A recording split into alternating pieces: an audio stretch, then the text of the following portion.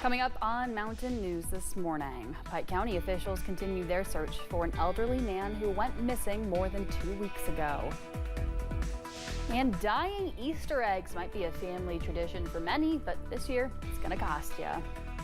Dedicated to Eastern and Southern Kentucky, this is WYMT Mountain News this morning.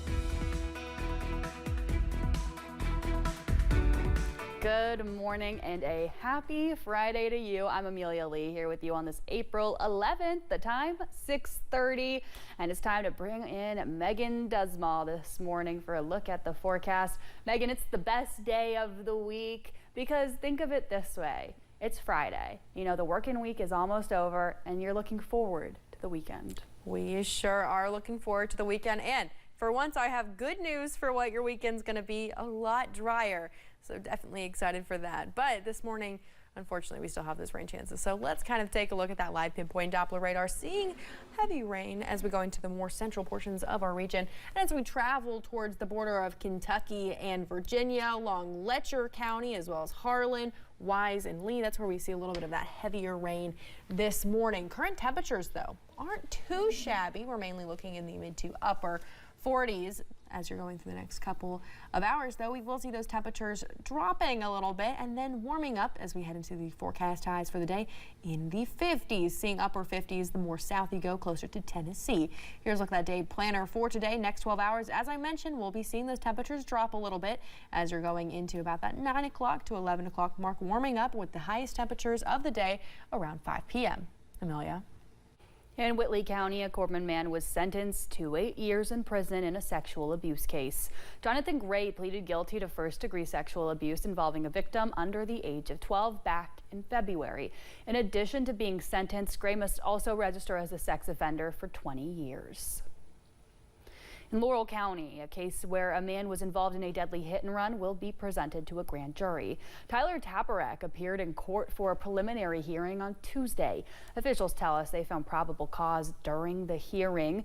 Police say Taparek hit a moped in the rear on US 25. Thomas Williams died as a result. Taparek is charged with leaving the scene of an accident with a death, and he's scheduled to return to court next Friday, April 18th. The last of several men charged in a Madison County murder case was sentenced yesterday. Jacoby Chenault was sentenced to 15 years behind bars in connection with the deaths of Charles Walker and Sansare Warford. The two people disappeared from their home in Richmond in 2010. Gregory Todd, the father of Warford, says 15 years is just not enough. It's just hard knowing that, 15 years is not enough for anybody who takes somebody's life and puts them in takes two people's life, or is in charge of it. Todd says while the legal proceedings concluded, the families impacted are never going to see the end because their loved ones are no longer here. Jonah Bevin, the adopted son of former Kentucky Governor Matt Bevin, filed a restraining order against his adoptive mother. The Lexington Herald-Leader reports Bevin filed the protective order against former First Lady Glenna Bevin on Monday. A judge upheld an EPO between Jonah and former Governor Matt Bevin last month.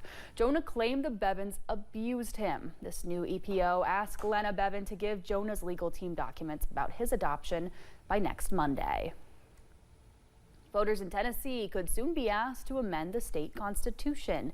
The change would give judges the power to deny bail to people charged with violent crimes. This includes second-degree murder, aggravated rape, and terrorism. The Senate already approved the amendment. It only needs to pass the House Finance Committee now and a full floor. If it passes in the chamber, it could land on a statewide ballot as early as next year. We stay in Tennessee as we look at a bill headed to Tennessee Governor Bill Lee's desk into preventing teen bullying. The bill would suspend a teen's license or prevent them from getting a license for 1 year if they have engaged in bullying or cyberbullying. Governor Lee is expected to sign the bill, and if he does, it will go into effect July 1st. One community is meeting next Thursday to discuss the future of a Letcher County school. The meeting will take place at Arley Boggs Elementary School at 6 p.m. Community members will speak about the school possibly closing its doors. Ahead of the meeting, some folks say they put together an online petition to keep the school open. When WYMT checked the petition overnight, it had more than 450 signatures. Nearly 2 weeks ago, a golden alert was issued for an 81-year-old man from Pike County. Philip Stintler went missing on March 26th. Officials say he was last seen wearing a button-up shirt and jeans around his home off Long Fork Road in Kemper. And we just ask if anyone has any information about his whereabouts or any information at all, no matter how small it seems, if you may have seen him at the store or wherever, just give us a call.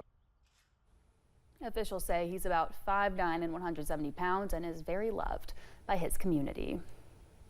Folks will soon be able to apply for Kentucky's LIHEAP spring subsidy. Applications open on April 15th and can be submitted until May 30th. Help will be provided on a first-come, first-served basis. The subsidy provides a one-time electric benefit, which is paid directly to the household's electric vendor.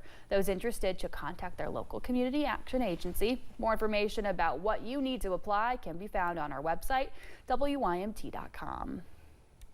Egg prices, they reached a record high in March, right before the biggest egg holiday of the year. That's Easter. Michael George shows us how holiday traditions could look just a little bit different this year. Every time Gwendolyn Sanders buys eggs, she gets sticker shock. It has skyrocketed, and I think that's ridiculous. The average cost of a dozen eggs hit a record $6.23 in March. An increased demand for the holiday means prices may not decline until after Easter. Like a lot of moms, Sanders planned to dye Easter eggs with her 4-year-old daughter, Brooklyn. But this year, she says, they may scale it down. We're going to keep it limited to probably a half a dozen. This tradition matters. Joe Enns is CEO of Signature Brands, maker of Pa's Easter egg dyeing and decorating kits. A company survey found despite egg prices, 94% of families who typically decorate them still plan to do it this Easter. While not ideal, it's going to cost a little bit more. It's still only about 40 cents per egg, and so people realize that it's still one of the more affordable things you can do with your kids. Some creative and cheaper alternatives are spreading on social media, like decorating potatoes or marshmallows. The main reason people aren't giving up on coloring eggs, making holiday memories. How rare right now do you have an event that you can do with your children where everybody wants to put away their screens and just sit at the kitchen table and get messy together? It's something that I had when I was smaller, so I'm not going to let like a price kind of diminish a tradition. One that for many is still worth every penny. Michael George, CBS News, New York. Wallet Hub reports Americans typically buy 180 million eggs every Easter. National senators talked yesterday about whether the U.S. should continue to change the clock twice a year. During a hearing committee, members pointed to research suggesting the biannual ritual has a major impact on the economy and public health, leading to higher rates of heart attacks, strokes, and even car crashes. Witnesses advocated for ending the time-changing practice. I suggest Congress establish a firm date, 2027, to permanently end the clock changing nationwide. States would then have ample time to decide if they want to remain in daylight time or opt out and pick standard time. They wouldn't have the option to continue the deadly twice-yearly switching. Daylight savings time begins in March and ends in November.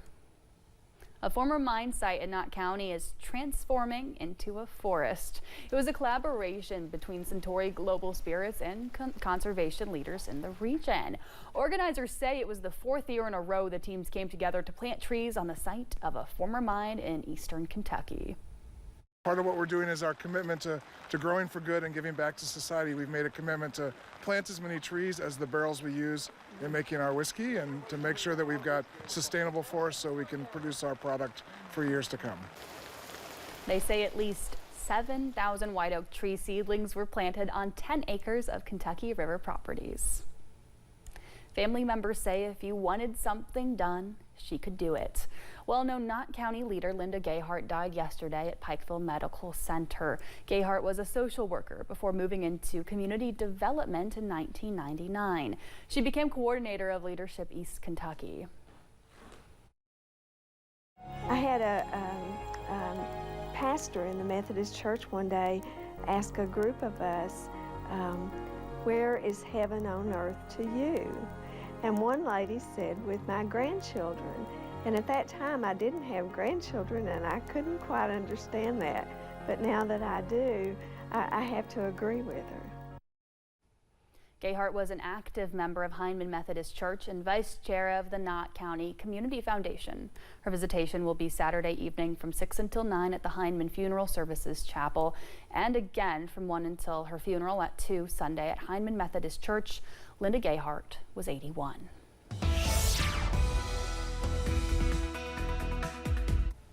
As you head out the door this morning, temperatures will be in the 40s across the region, seeing the warmest temperatures as you travel closer to Monticello. 49 degrees, same in Manchester, 49. Now, we will see those temperatures drop for the next couple hours and then warm back up as we head into the afternoon, with those high temperatures mainly sitting in the 50s, seeing upper 50s more as you travel to the west and low 50s as you travel more towards the east today. Current visibility across the area, we're seeing some patchy fog, so be careful as you're driving. Have those low beams on and add extra distance between you and the car in front of you. Live pinpoint Doppler radar is also picking up on some rain this morning, so you might also be encountering some wet roads, so drive safe this morning. On the way to the bus stop, here's what you need to know. We have those rain chances in the forecast. Temperatures in the mid 40s. By the time you're heading home, we'll still see mid 40s. Some places warming up a little bit to the upper 40s. Cloudy skies and most rain chances will be gone. Stay with us. More mountain news and weather is on the way.